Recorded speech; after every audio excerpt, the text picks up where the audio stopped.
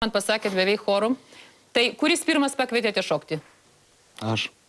Jūs, taip? Taip. Tai jūs šokote ir jūs su ja šokote, jums tada patiko tik jos figūra ar ir charakteris? Man iš vis visa patiko. Visa? Visa. Gerai, klausimų daugiau neturiu atsakovę. O jūs tada kaip jūs po Ieškovo ją šokdinote, ar kaip? Aš tada su ja tik tai, kaip jis naida, aš tik su ja pasišnekėdavau ir viskas. Na gerai, žiūrėkite, pirmą... Paslapčiau mane. Nu, kas tau ir? Kas tu ir? Manis negali šnekėti, girdi. Ai, tu, aš iš visą. Tai atsakovė dabar žiūrėkite, tai jūs per tą patį vakarą šokdinote po Ieškovo Ramunę, ar ne? Ne. Prašau? Ne. Ne? Tai gerai, tada jūs sakėte, kad jums patiko jos charakteris. Tai kaip jūs perpratote jos charakterį? Kada? Ir kaip? Taigi sakau, kad šnekėjau su ja. Kur? Ten pat toj kavinį. Taigi sakėt, a nešokdamas su ja šnekėjai? Ne. Tai kaip, reiškia, Ieškovas pašokdino, jūs prie jos priėjote ir kalbėjotės? Taip. Nu ir ką pasakėt, labas? Ar kaip? Ką labas, tai kaip daugiau šnekėti? Nu tai gerai, aš ir klausiu, ką jūs su ja šnekėjot? Taip, apie laisvalaikį, ką veikia, ką daro, kaip sekasi mokyklai. O kodėl Mokykla. Ką jis nešokdinot? negali mokyklos lankyti? Eik negali. Ką negali? Eik. O kodėl nešokdinot jos? Nes jis šakdina.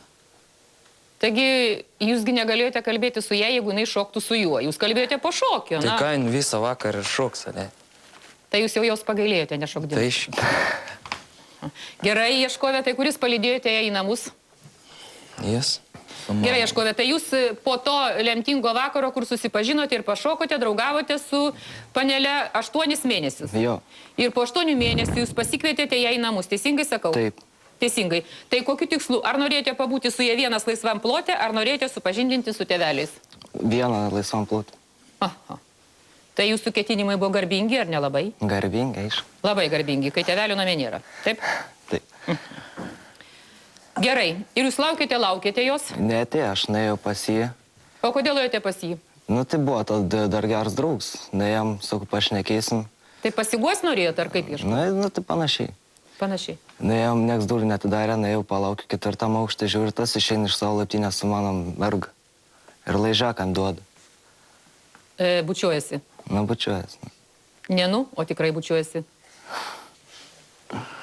Ir ne su merga, o su mergina, kuri visai neseniai buvo labai graži.